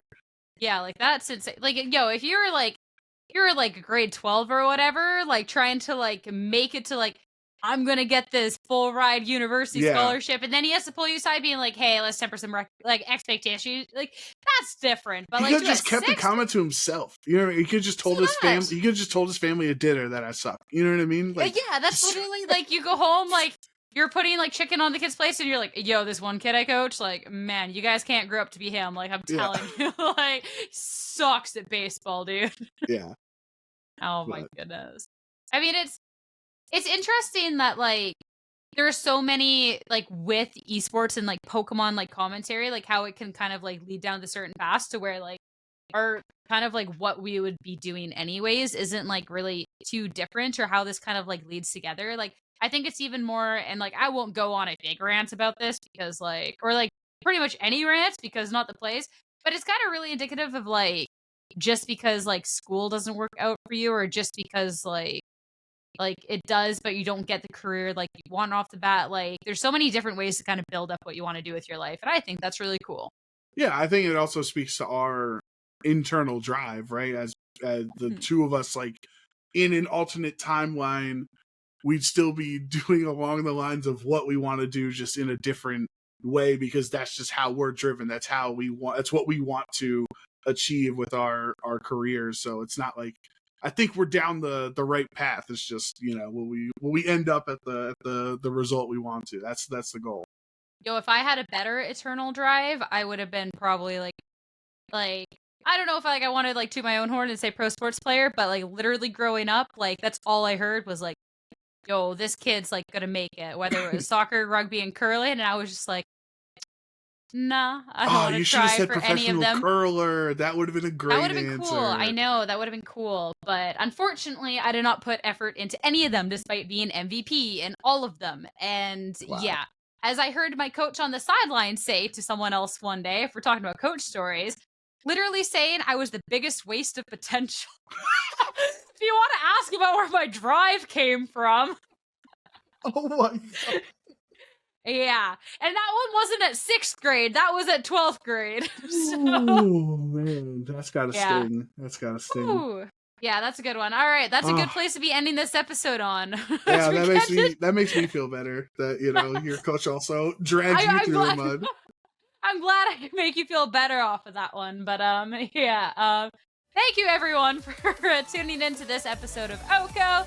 A lot of opinions, a lot of tangents on this episode. And again, feel free to ask any questions you have to clarify things up. Make sure to just join the Discord in general, not just to be included on the OHKO teams, but the discussion, and make sure you can get your questions as a weekend for next week, because next week's going to be a really fun episode. If you made it to this point, thank you again for listening. We hope you all have a great weekend to stay cool out there.